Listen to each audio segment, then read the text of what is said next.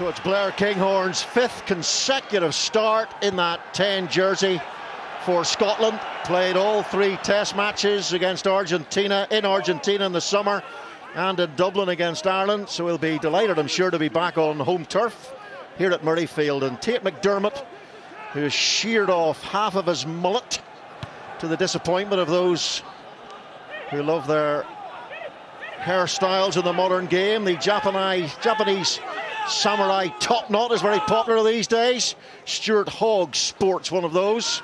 Of course, he's not available today. Played for Exeter last night, and Gregor Townsend will be very pleased to see that Adam Hastings, Stuart Hogg, Chris Harris and Johnny Gray all played 80 minutes in that Gloucester-Exeter game and came through unscathed as they look ahead to the matches beyond, including New Zealand.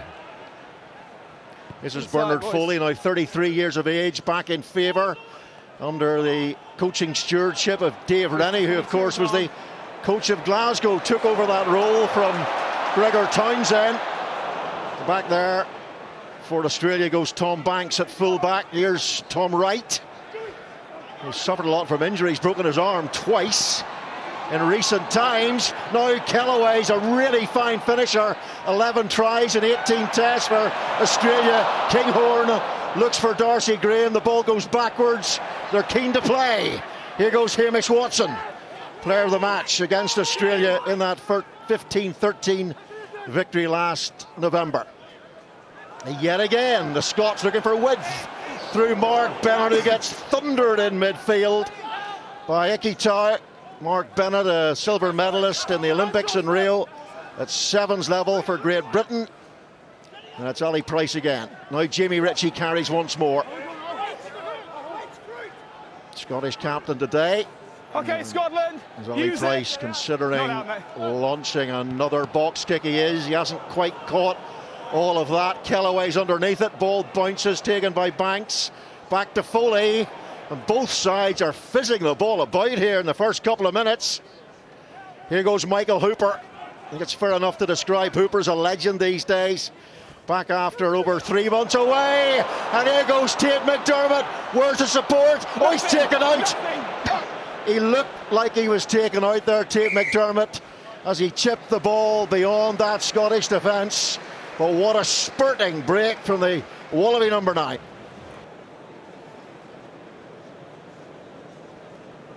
Blair Kinghorn, just what are your thoughts on Kinghorn? Is he being shoehorned into 10? Do you think he's the right man to be placed ahead of Finn Russell?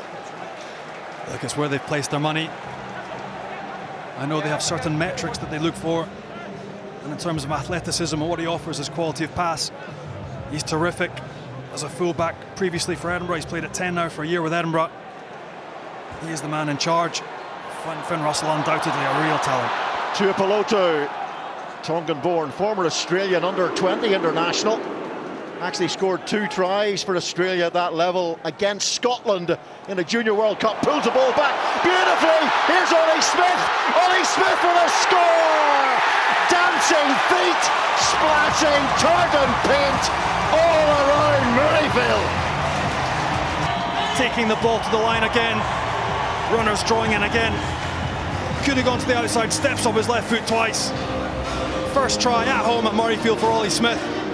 But the work in attack by Tuipulotu, Matt Fagerson, absolutely excellent. And the finishing by that young man, terrific. I tell you what, though, if he hadn't scored with 2 men outside, and Gregor Townsend might have zip-wired his way down to the pits.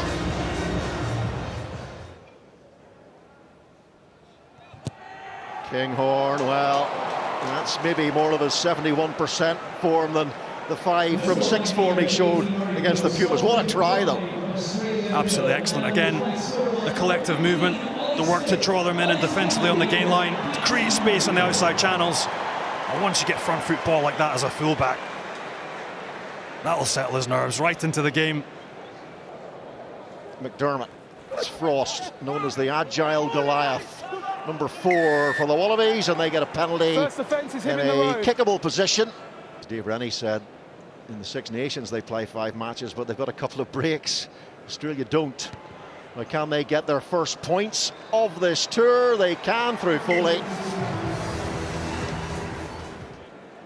It's a 1,000-person murmur at the moment. Kellaway, Volatini manages to roll away from Matt Fagerson.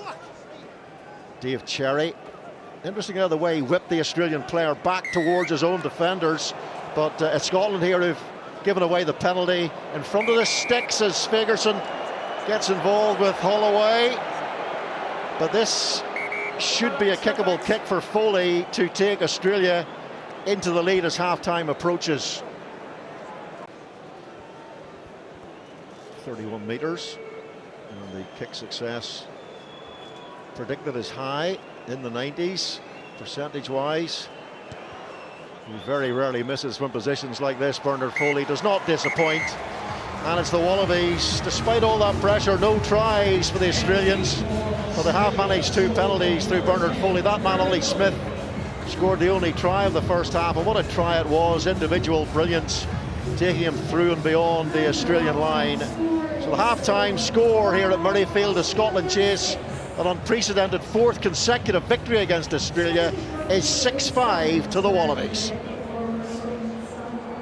4 games in this autumn series, and then their first match in the Six Nations is against the old enemy England at Twickenham, 4th of Feb. Set. Tate McDermott feeds that scrummage solid from Slipper and Tupou. Here's Tate McDermott on that wraparound and a hurried execution there. Gives the ball away to Scotland. And Blair Kinghorn shows great pace. He's through here, Kinghorn. Has he got the pace of the boys? That is an epic try from the Scottish 10 all the way from Wonderland.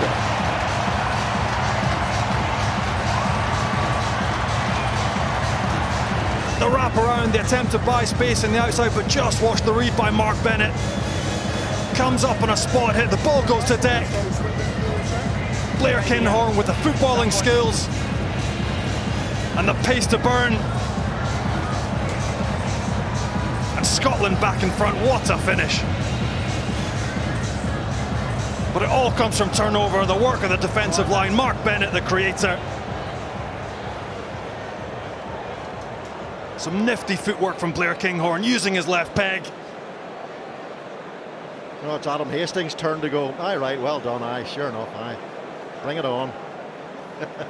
Ollie Smith with the first try. Stuart Hogg might replace him for the next test, maybe New Zealand. Will Blair Kinghorn hang on to that 10 shirt ahead of Adam Hastings and Ross Thompson? But in this form, certainly will. There's a former Scotland number 10, Gregor Townsend, very much appreciating that effort from Blair Kinghorn.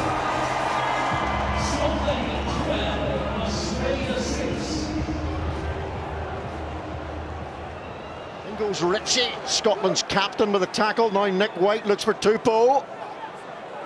Charging bull-like in low. Here is Bernard Foley. Can he find a way through? Good tackle by Tuipulotu. Nick White. Scotland's defence is good again through Mark Bennett. Oh, now there's a chance. There's more than a chance on the outside to Slipper. What a try by Australia.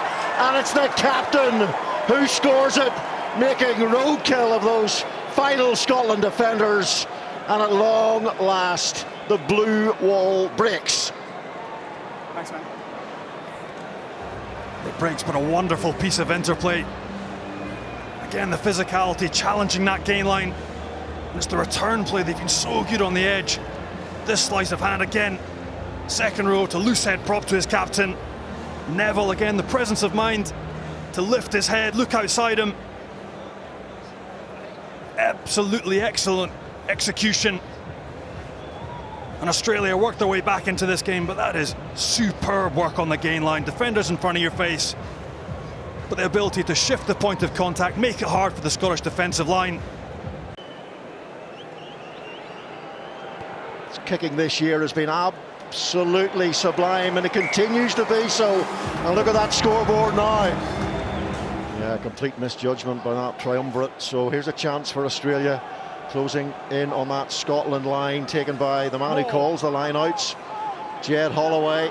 79 line-out takes in the Super Rugby series. Sublime, out of touch.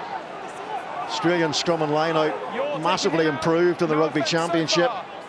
Nick White, Hamish Watson gets in the way, puts his hand on the ball, knocks it on. Watson has it, but they were playing the penalty advantage for offside against Scotland. Of course, Australia can take the lead here with with 11 minutes to go, penalty kick to go 16-15 up. What do you do, Bernard? Michael Hooper, what's the call? He's been kicking so well. And it's absolutely no problem to a man of Foley's experience. It was his kick who beat Scotland in that controversial finish. 6 metres to go, Fagerson praying to the heavens.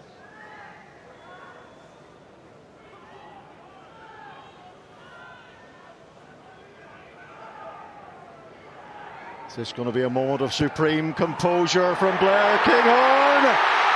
Oh, he's dragged it wide, the Scotland 10, having done so much good in this game. You can't kick it directly in. Well, I think there would have been time for a restart. The ball would have probably crossed the crossbar that had gone over just before the 80. So there will be another play. So still a chance for Scotland. But Nick White brilliantly drills the ball out of play, showing all his experience. And the Australians win here at Murrayfield for the first time since 2016.